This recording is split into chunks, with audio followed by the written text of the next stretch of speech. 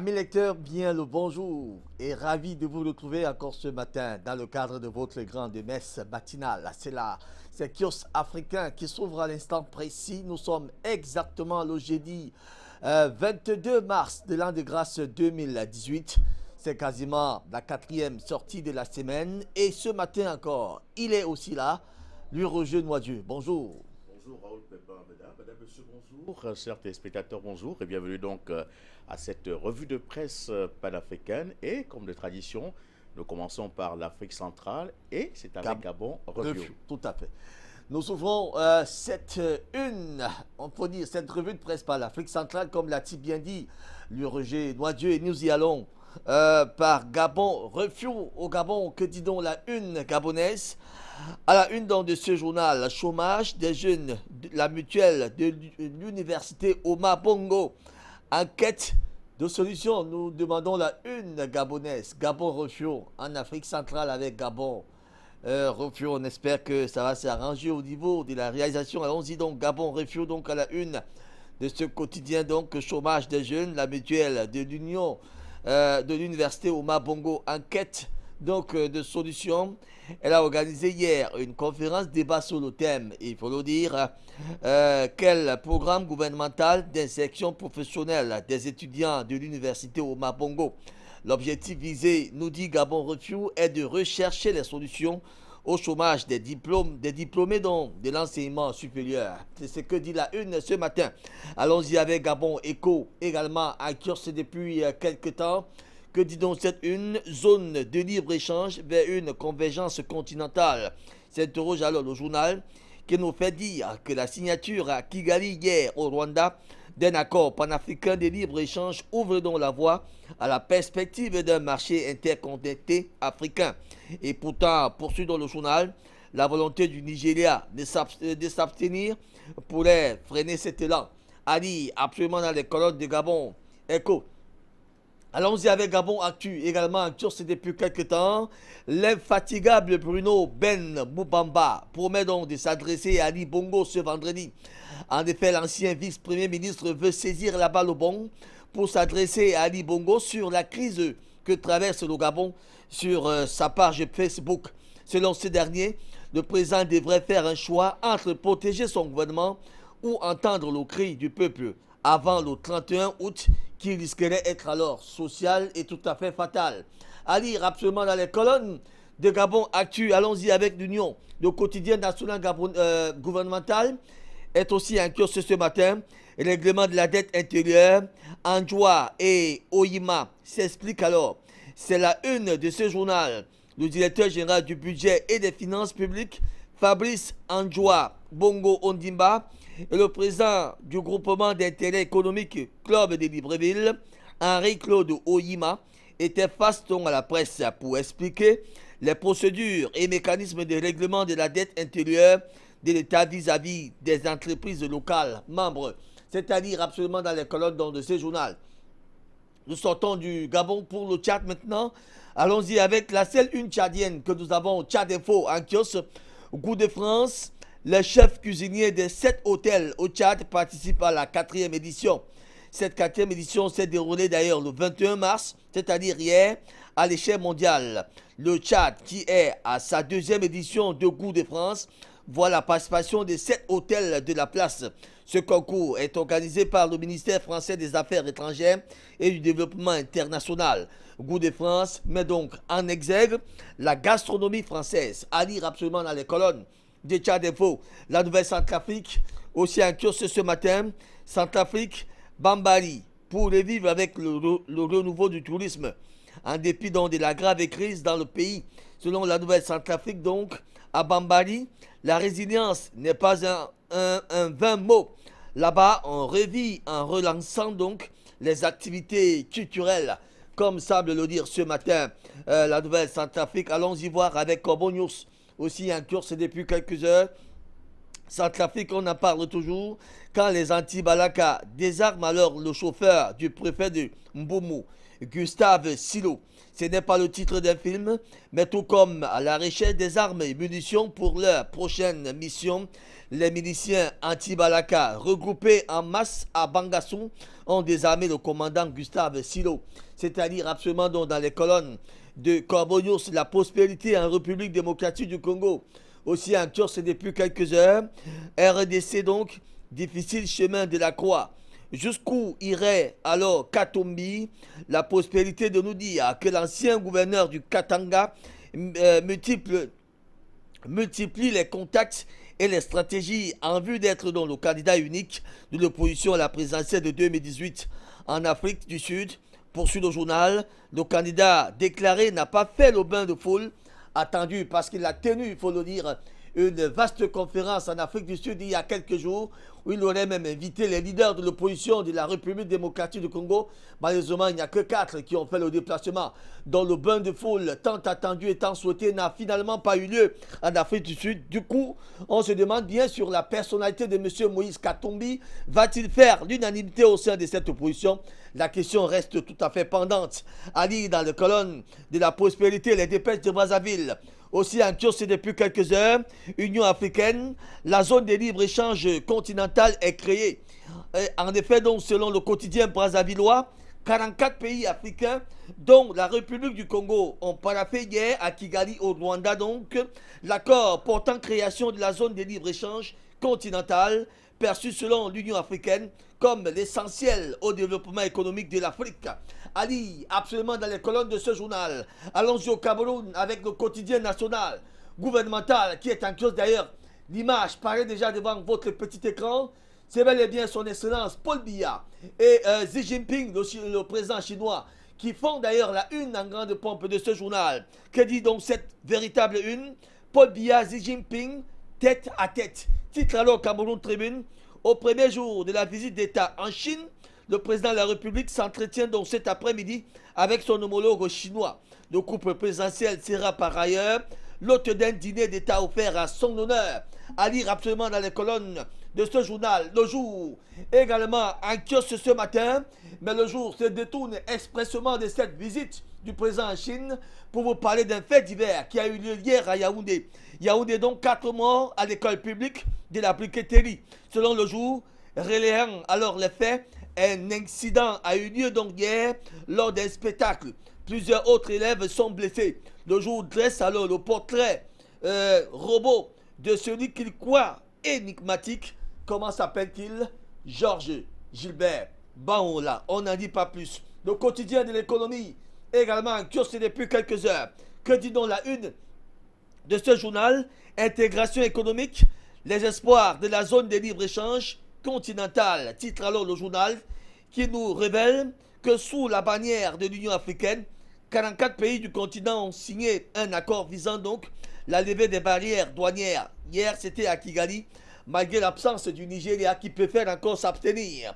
Allons-y avec mutation.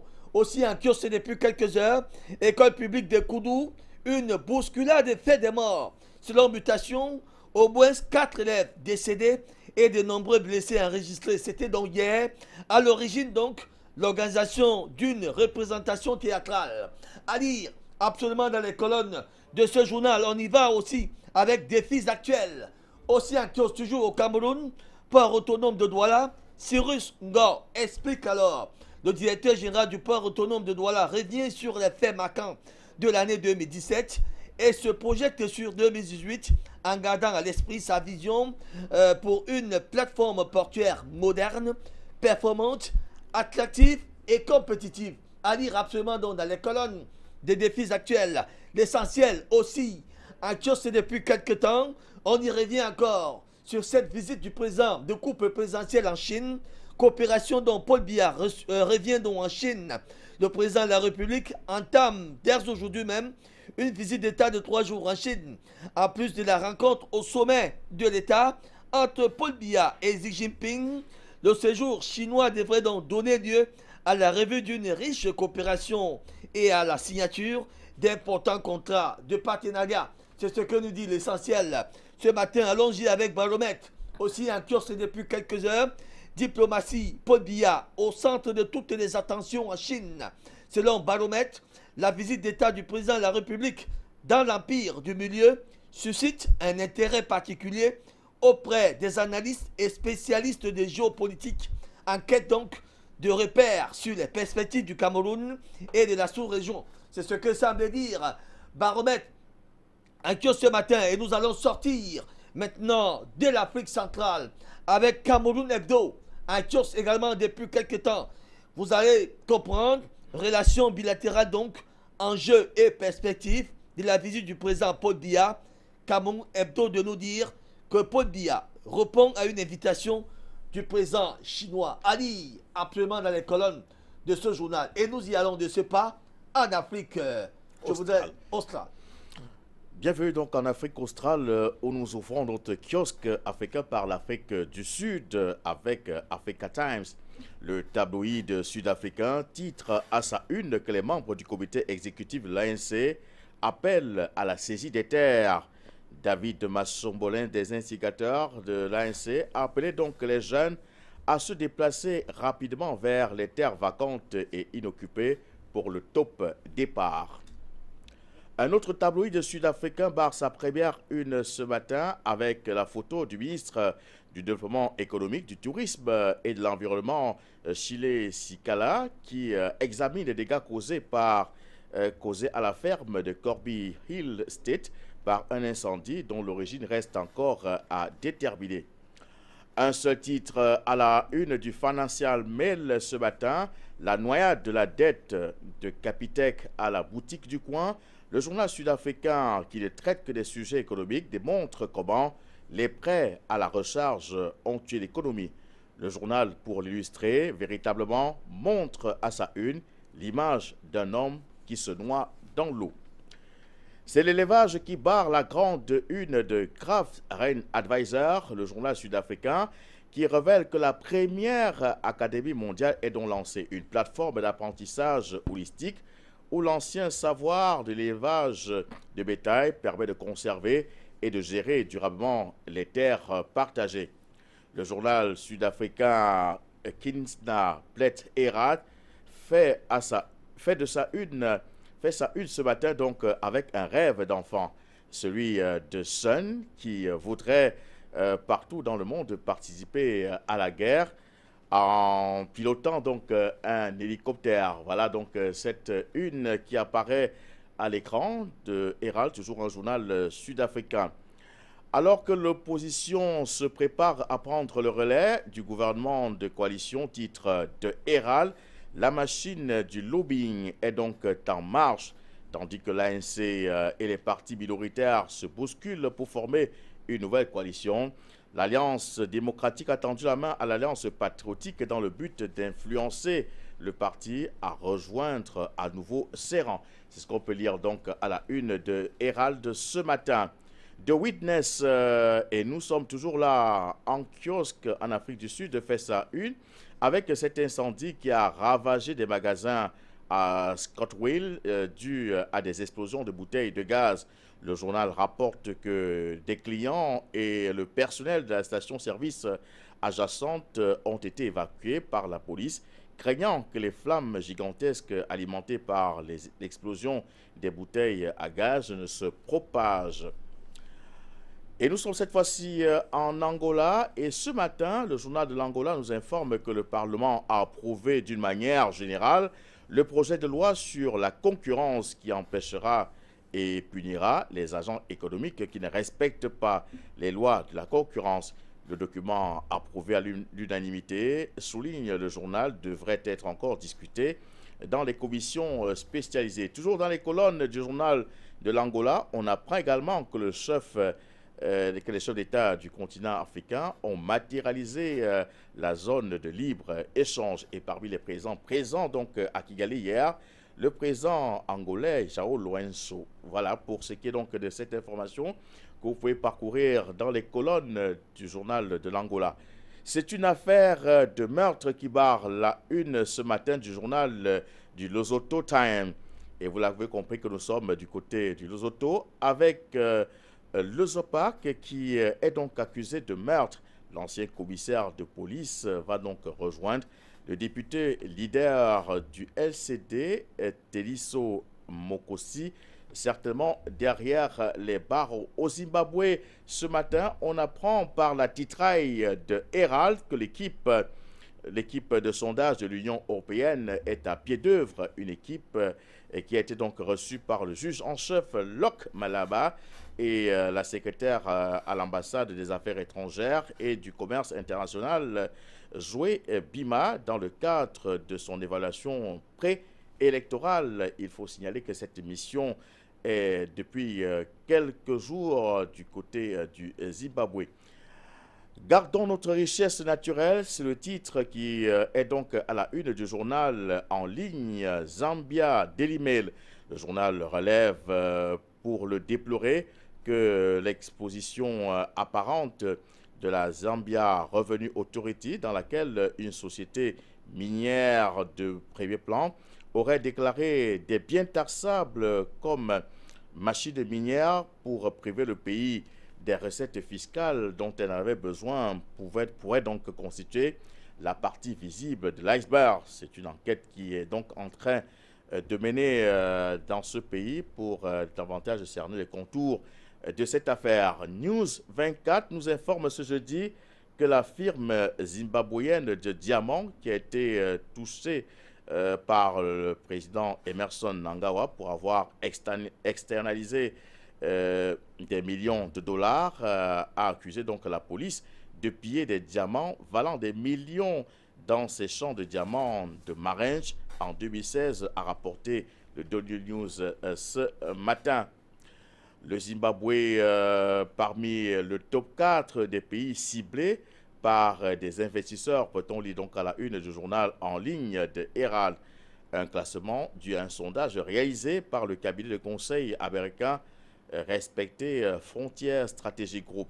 Selon ce cabinet américain, le Zimbabwe est donc arrivé en 4e position sur la liste des pays d'Afrique australe où les leaders africains des multinationales voient les meilleures opportunités, alors que sous l'administration Mugabe, le journal établit le paradoxe. Le Zimbabwe ne figurait pas du tout sur une liste comme destination des investisseurs. Voilà tout ce qu'on peut avoir comme information rendue donc au public par la presse de l'Afrique australe. Allons-y maintenant en Afrique de l'Est. En Afrique de l'Est, et nous y allons avec Iwako. Les voix du Burundi encursent depuis quelques heures. Il n'existe aucune manœuvre constitutionnelle permettant de bloquer le projet de révision de la constitution de Pierre Nkurunziza. Selon le journal donc, en l'état actuel des choses, le peuple burundais ne dispose d'aucune marge de manœuvre. Les moyens pour sauver la démocratie consociative, mise donc en place par l'accord d'Arusha de 2000, se trouvent ailleurs. Poursuivons le journal. La nation aussi encursée depuis quelques heures. C'est à Djibouti maintenant. Le président de la République participe au sommet extraordinaire de l'Union africaine à Kigali.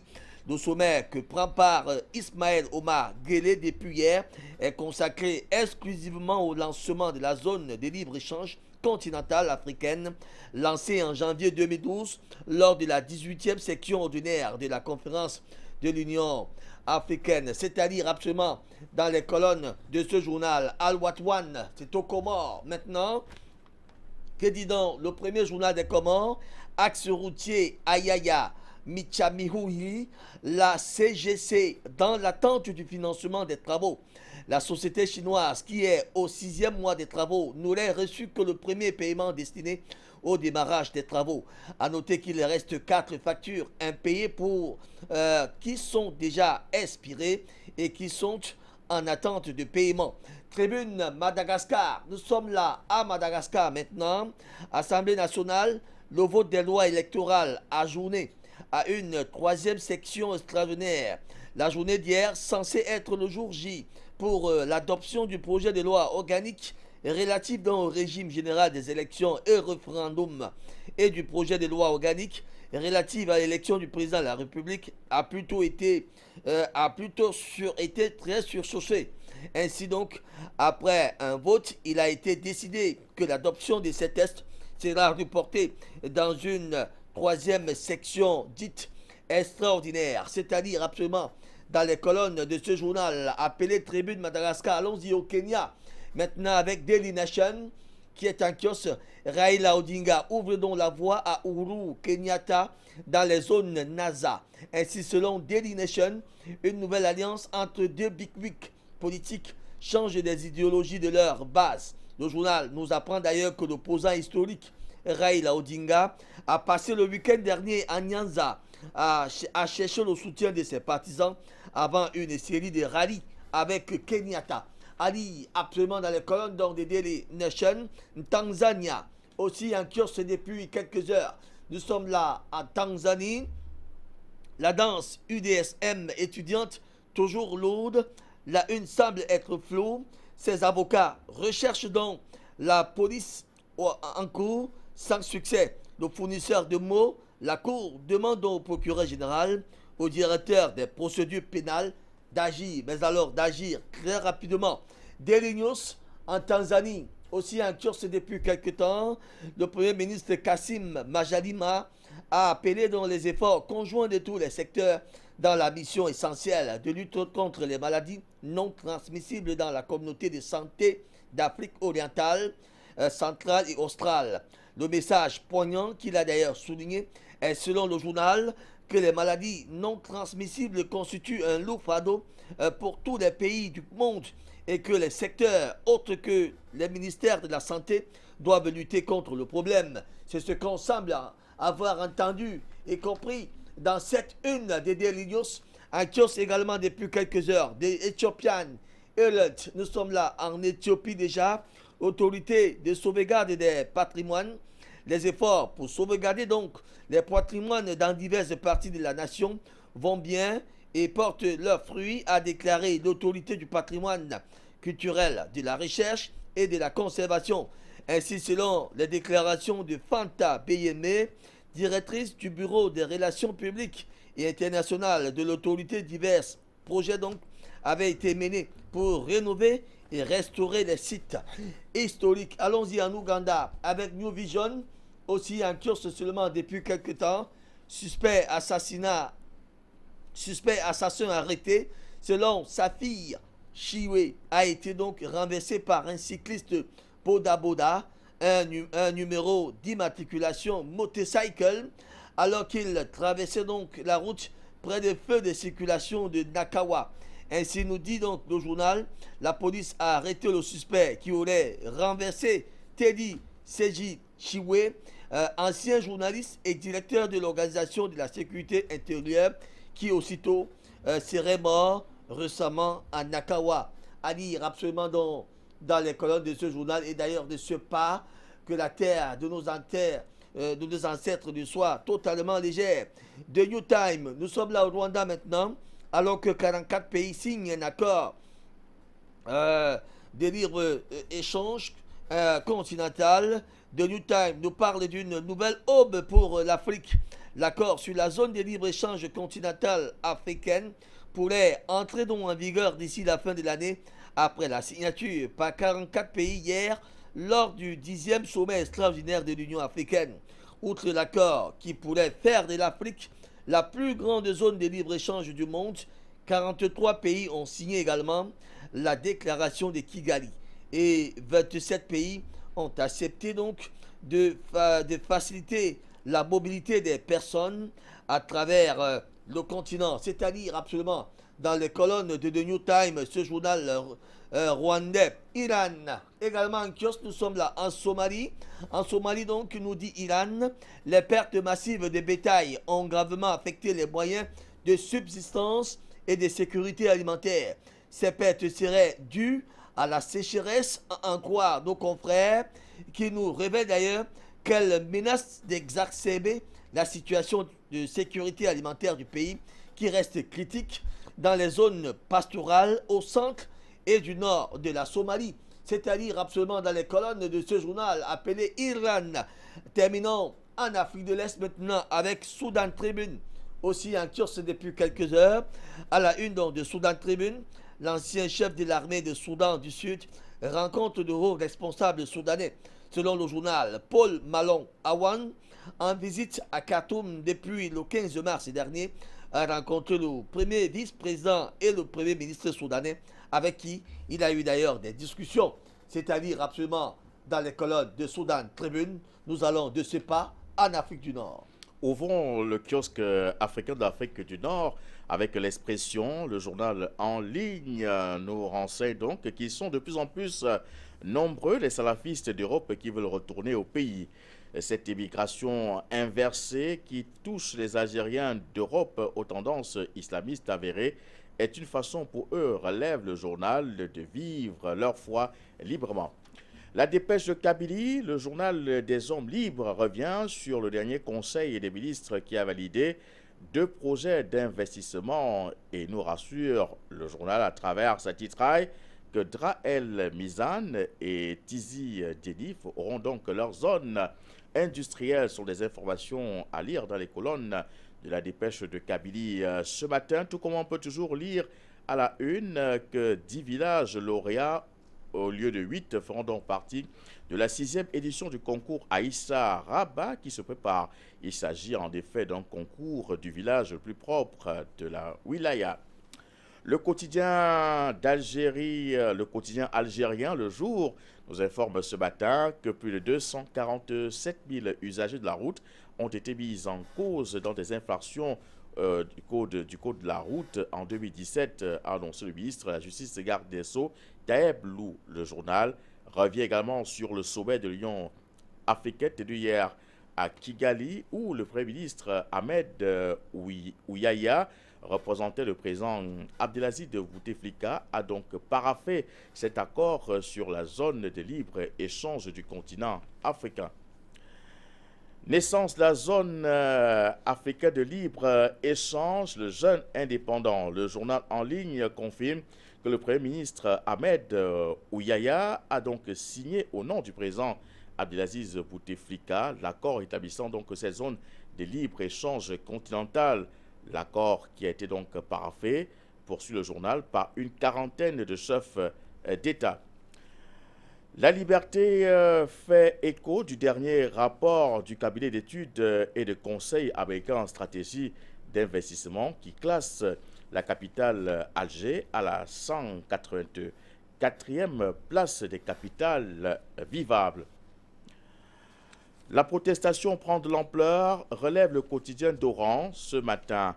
Les internes et les médecins spécialistes ont donc rejoint les résidents qui ont décidé de boycotter les examens officiels du DEMS pour les 67 spécialités programmées. Après donc les médecins spécialisés, les internes en grève, le soir d'Algérie nous fait savoir que le cercle de la contestation s'est donc élargi. Tous réclament les meilleures conditions de travail et se félicitent d'ailleurs pour la réussite du boycott des examens du MES. Le courrier d'Algérie nous rassure ce matin que le rythme de l'inflation est au ralenti et que des légumes ainsi que des viandes blanches sont depuis quelque temps accessibles à tous. C'est donc la une de ce journal, le courrier d'Algérie. Réalité, par contre, se pose la question ce matin, celle de savoir si Chahed est donc lâché à quelques jours des premières élections municipales post-révolution, étape cruciale de la décentralisation du pouvoir. Le curseur de la gouvernance est donc dévié vers une nouvelle et énième crise politique autour du changement du gouvernement ou son remaniement, une crise qui n'épargne pas l'actuel chef du gouvernement, Youssef Chahed. Le quotidien indépendant Le Temps de Tunisie, et vous avez compris que nous sommes là en Tunisie, à sa une, qui parle des grandes annonces qui peuvent attendre, s'agissant bien évidemment du président Taïb Essebsi, qui s'accroche encore à certaines questions fondamentales.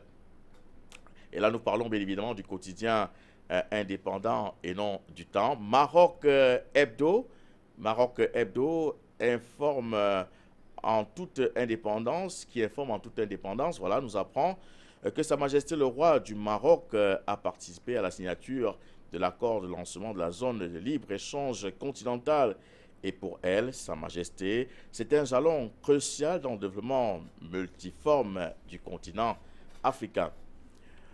Le Maroc a remboursé entre janvier et février 2018 22,6 milliards de francs CFA dans le cadre du remboursement du service de la dette du Trésor, peut-on le lire à la première page de la Vie Éco, le journal marocain en ligne. La zone de libre-échange continentale africaine est un pas très important vers l'unité africaine. C'est le titre qui barre la une de Daily News, s'agissant du ministre du Commerce et de l'Industrie Tarek Kabil. Le journal souligne qu'il a affirmé que le lancement de la zone de libre-échange continentale africaine est donc un très grand pas vers la création des marchés africains communs pour réaliser une union économique africaine, car la zone de libre-échange contribuera à l'intégration africaine, favorisera donc le développement durable et augmentera le taux de croissance pour toutes les économies, tous les peuples africains, ainsi que l'agenda 2063 de l'Afrique qui représente donc la future feuille de route du continent pour les 50 prochaines années. On va en Afrique de l'Ouest maintenant. Et en Afrique de l'Ouest, nous ouvrons avec notamment le Nigeria. C'est avec Daily Trust que nous y entrons. FG, les États ont dépensé 1,8% des budgets sur Agrippe en 3 ans. Daily Trust de nous dire que le gouvernement fédéral et les gouvernements des États ont budgétisé moins de 2% du vote total pour l'agriculture au cours des 3 dernières années. Ainsi poursuit dans le journal, seulement 810,4 milliards de naira des dépenses totales ont été votées pour l'agriculture malgré les gouvernements. C'est-à-dire absolument dans les colonnes de Daily Trust, de Guardian, aussi en kiosque toujours au Nigeria. 2 ans après les pourparlers, l'accord de change du Nigeria avec les stands de la Chine, nos confrères constatent que le développement apparaît maintenant comme un mouvement similaire fait précédemment sous l'administration de Jonathan Goodluck en 2013, dans lequel plusieurs accords d'infrastructure ont été signés, mais plus tard réduits au commerce bilatéral plutôt que les flux de capitaux. À lire absolument donc dans les colonnes de ce journal Daily Observer. Nous sommes au Libéria maintenant avec Daily Observer. Le sénateur Prince E. Johnson et le représentant Carison Djelou, tous deux du comité de Nimba, se font donc la gorge à la suite des élections controversées du 10 octobre 2017 dans le district 4. Le journal évoque la guerre des mots qui s'est ensuivie entre les deux législateurs de Nimba à la suite du désaccord qui a émané du résultat de l'élection qui a mis d'ailleurs le représentant Yelou de séance au côté perdant. À lire absolument dans les colonnes de Daily Observer, Daily Guide au Ghana, aussi en kiosque ce matin. Accord militaire entre le Ghana et les États-Unis d'Amérique. Le gouvernement déclenche une minorité hypocrite. Seulement, le gouvernement, la minorité au Parlement est hypocrite dans sa position sur l'accord de coopération militaire entre le Ghana et les États-Unis d'Amérique et qui est d'ailleurs devenu un sujet de controverse au Parlement. C'est-à-dire absolument dans les colonnes de ce journal. Allons-y avec des pointes aussi en kiosque depuis quelques heures. Nous sommes là en Gambie. Le ministre allemand promet donc d'augmenter les déportations Afrique-Gambie. Ainsi, Urs Lorenz Schihopf a promis que son bureau augmenterait donc les expulsions de demandeurs d'asile déboutés d'Allemagne. Le ministre allemand était face à la presse après une visite au camp d'asile de concentration de Donetsport, un jour après l'incident qui a vu plus de 30 demandeurs d'asile gambiens détenus en raison de leur statut d'immigration. À lire absolument dans les colonnes de ce journal appelé des pointes. Calum Presse, en Guinée-Conakry, également en kiosque depuis quelques heures. De la nécrologie donc à la une de Calum Presse, décès de Adja Aïssata Koma, mère du ministre Koutou Moustapha Sano, conseiller diplomatique à la présidence de la République. Décès survenu donc vendredi dernier, mercredi 21 mars 2018, en Belgique, à l'âge de 84 ans. il faut le dire, que la terre de nos ancêtres ne soit tout simplement légère. Au Togo maintenant, c'est avec Togo Presse que nous y allons. Reprise ou pas du dialogue constipé, les regards désormais tournés vers Fort Gnassingbé et le RPT unir. La coalition appelle les Togolais à rester déterminés et mobilisés jusqu'à satisfaction totale des revendications. C'est ce que semble dire cette une de Liberté. Actus également depuis quelques heures. Togo Matin, toujours au Togo, politique, un mois après la suspension des pourparlers. Quelle issue donc pour le dialogue inter-togolais? La question intéresse Togo Presse, Togo Matin donc, qui remarque la suspension du dialogue et des spéculations sur le retour à la recherche des solutions pour sortir de la crise togolaise. Allez, absolument dans les colonnes de ce journal. Restons avec fraternité. Aussi en Turce depuis quelques heures, voix discordantes au sein de la coalition de 14 partis de l'opposition. Il y a donc, selon fraternité, nécessité d'une discipline de groupe. À lire absolument dans les colonnes de ce journal. Le Soleil maintenant au Sénégal et également en Turce, retraite des enseignants du supérieur. Macky Sall triple la pension.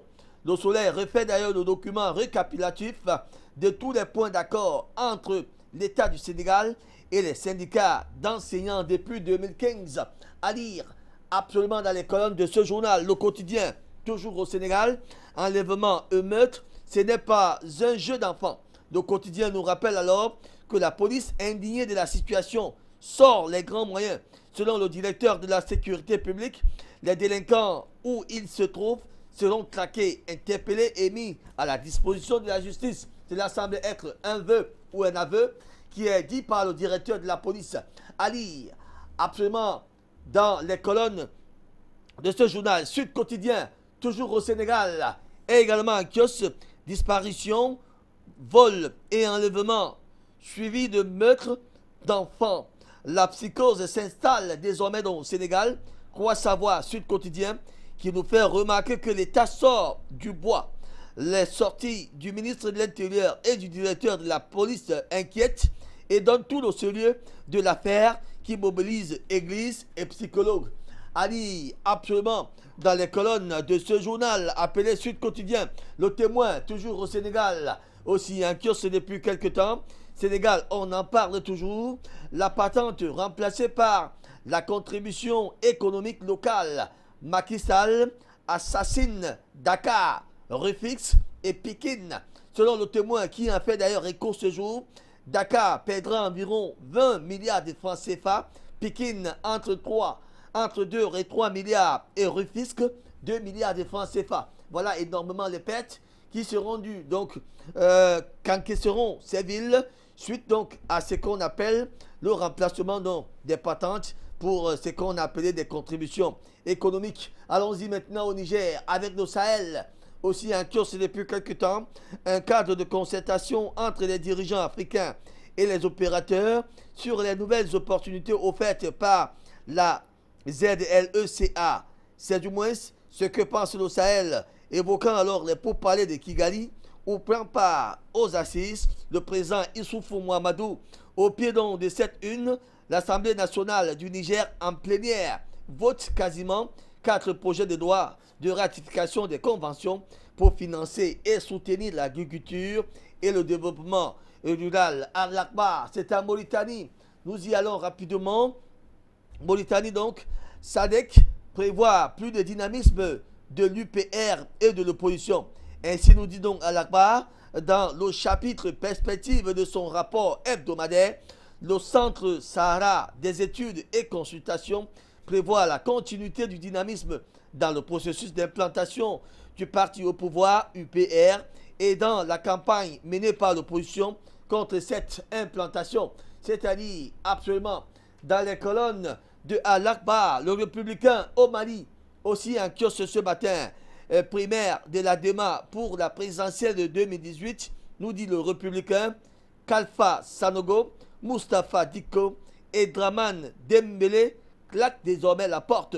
Ces personnalités ne sont pas rassurées des règles du jeu. C'est-à-dire absolument dans les colonnes de le républicain, de reporter, lui aussi, en kiosque depuis quelques temps, présidentielle 2018, que mijote Soumeilou Boubei Maïga.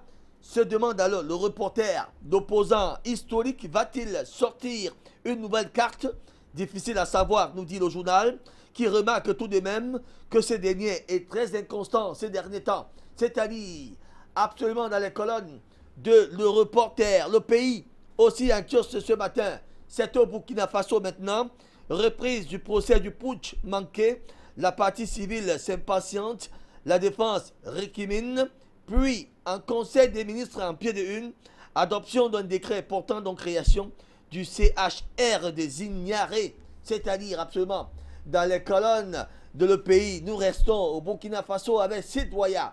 Aussi en kiosque depuis quelque temps.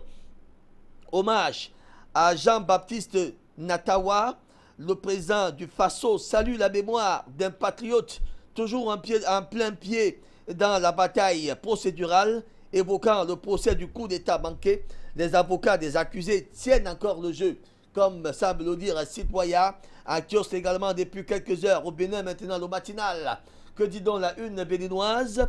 Réhabilitation des infrastructures au Bénin, les routes de développement en construction. C'est la une de le matinal. Nos confrères de nous dire d'ailleurs que sur cet aspect de choses, le pays est en chantier. Revenant certainement sur l'ADV en cascade des motions de grève, le journal parle de l'effet contagion qui gagne du terrain, c'est-à-dire absolument dans les colonnes de le matinal. Mais le matin, aussi en kiosque ce matin, toujours au Bénin, dégel dans la crise sociale au Bénin, le gouvernement tend toujours la main aux syndicats. C'est d'ailleurs le titre qui embrasse la une de Le Matin, qui nous apprend également que Social Watch exige des sanctions contre les auteurs du scandale entraînant de ce pas la fraude dans l'acquisition de moyens roulants au ministère du cadre de vie. À lire absolument dans les colonnes de ce journal, La Nation Bénin, aussi en kiosque depuis quelques heures, à la une de ce journal, route Tofo, Lalo, Afnigoun, Abomé, Djidja, les travaux de bitumage lancés au grand bonheur des riverains. Grève des enseignants maternels et primaires. La motion de suspension de l'IMP n'a pas pris. Poursuit donc ce journal. Fraternité Matin maintenant. Nous sommes en Côte d'Ivoire. Que dit donc la une de Fraternité Matin? Conseil des ministres. Le gouvernement demande toute augmentation du prix de l'électricité. Et rebond 2018. La Côte d'Ivoire mobilise 1115 milliards. Selon le premier ministre ivoirien Amadou Gon Coulibaly, le taux d'endettement de la Côte d'Ivoire est le plus faible de la sous-région. Comme semble d'ailleurs le dire la une des fraternités. Nous restons en Côte d'Ivoire avec le jour plus. Aussi en kiosque depuis quelque temps. Guerre autour de la CEI, entendez, Commission électorale indépendante. L'opposition aboie. La machine du RHDP passe. Le journal se moque d'ailleurs des revendications des opposants qui demandent des réformes au sein de la CEI. Le journal croit savoir pourquoi le Fonds populaire ivoirien réveille ses vieux démons. C'est-à-dire absolument dans les colonnes de Le Jour Plus, un soir info, aussi en kiosque depuis quelques heures. Ça se gâte sérieusement entre alliés. Selon Soir Info, donc, qui en fait sa principale une, des cadres du PDCI invités donc boycottent une importante action du parti du président de la République, Alassane Dramane Ouattara. Entendez le RDR. Le divorce est-il désormais prononcé entre les deux partis alliés? Allez donc lire dans Soir Info qui vous donne la quintessence de l'actualité. Nous restons toujours en Côte d'Ivoire. Cette fois-ci, c'est avec l'Inter. Le quotidien de Yamoussoukro est en kiosque ce matin. Crise au RHDP, parti unifié. Bédier bloque tout et crie à M. Ouattara. En attente de la réponse du chef de l'État, donc, Daniel Duncan est dans l'embarras. Précise alors l'Inter, qui dit que le vice-président, qui est issu des rangs du PDCI, semble être déjà tellement embarrassé depuis que cette lettre est arrivée à la présidence de la République. En attendant donc voir la réaction de M. Alassane Dramane Ouattara. Va-t-il s'agenouiller devant M. Bédier pour reconstituer ce qu'on a appelé le parti unifié, pour lui permettre d'engranger un troisième mandat si jamais cela sera possible? La suite, c'est à suivre avec beaucoup d'attention. L'intelligence d'Abidjan, aussi en kiosque depuis quelque temps, toujours en Côte d'Ivoire, retrait de confiance à la CEI et aux membres qu'elle a d'ailleurs désignés d'opposition. C'est elle. Vous voyez, veut savoir l'intelligent d'Abidjan, qui se rappelle d'ailleurs de ce que Waudier, avec les romans, dit. Allez lire dans les colonnes de l'intelligent d'Abidjan, Lossusso, aussi en kiosque ce matin, les propos de Kwame Benzeme, inspecteur du PDCI RDA, font d'ailleurs la une de Le Sursaut. Aucun parti ne peut gagner seul les élections en Côte d'Ivoire. Il faudra donc, au finish, ficeler les alliances pour gouverner. Fin de citation. Et nous allons sortir avec l'écologie ce matin, aussi en kiosque. D'ailleurs, cette une peut vous faire rire, mais plutôt vous donner de la pitié. Cette dame qui semble être en larmes et tout en pleurs, que dit-elle? Allons-y voir. Succession, comment mieux protéger nos conjoints en cas de décès. Vous aurez compris que son mari vient de mourir. C'est la une donc de l'écologie. Le journal se questionne sur le rôle de l'assurance vie. Améliore-t-elle vraiment le sort du conjoint vivant? Comment préserver donc vos intérêts et vos relations familiales? Allez lire dans ce dossier que vous propose l'écologie ce matin. Et nous y allons avec l'international. À l'international, nous parlons ce matin des réformes de Macron à l'épreuve de la rue. Titre ce matin Le Figaro. Le journal relève que 10 mois après son élection, la journée de mobilisation des fonctionnaires et des cheminots sera donc le premier grand test social pour Emmanuel Macron, qui n'a pas l'intention de ralentir le rythme de ses réformes. Aujourd'hui en France, les trains seront taqués, les écoles fermées, des cortèges de fonctionnaires à l'appel à la mobilisation totale des syndicats. Et toujours à la une du Figaro ce matin, Facebook tombe de son piédestal. Le réseau social traverse une crise sans précédent depuis qu'une société d'analyse est accusée donc d'avoir utilisé à des fins politiques les données personnelles de 50 millions d'utilisateurs.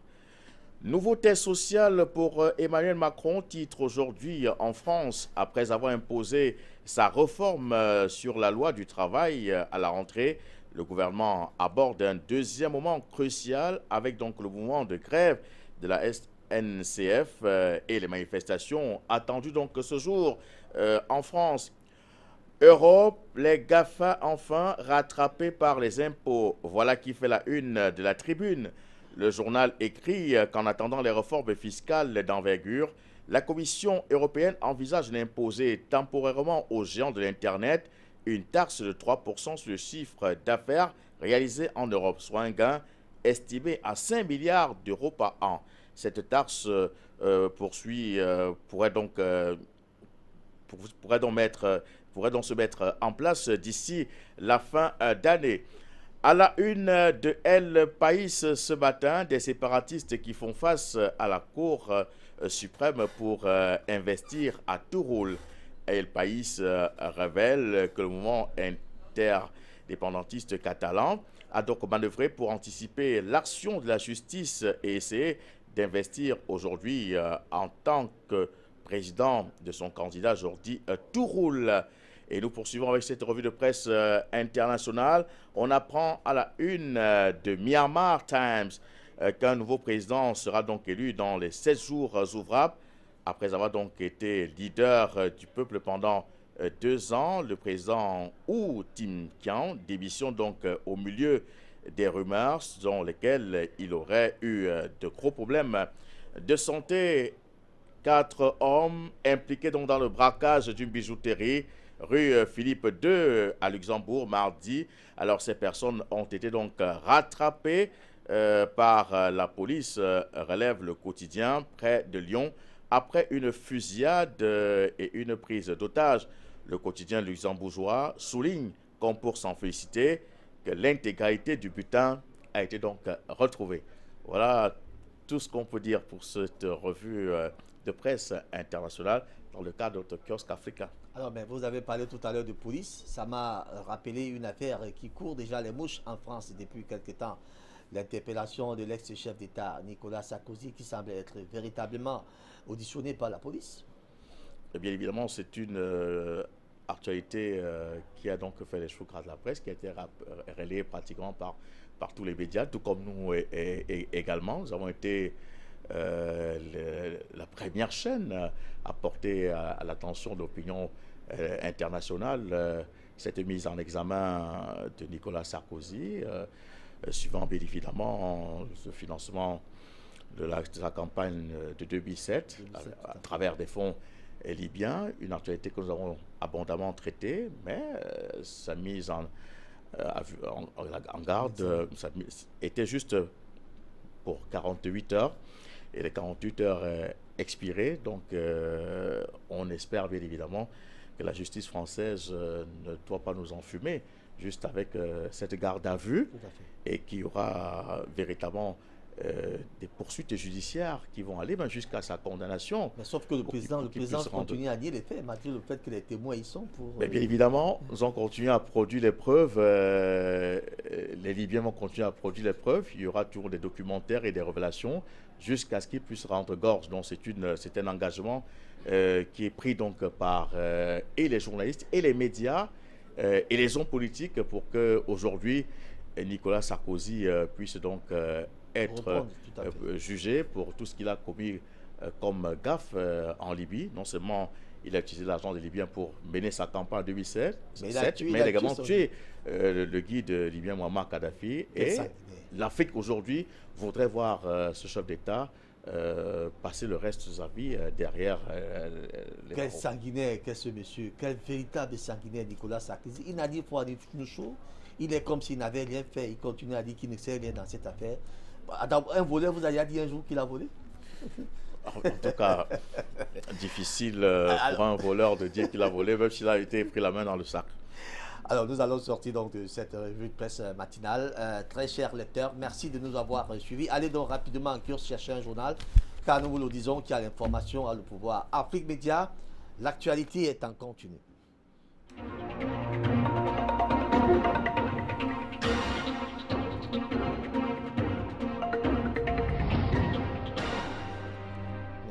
Nicolas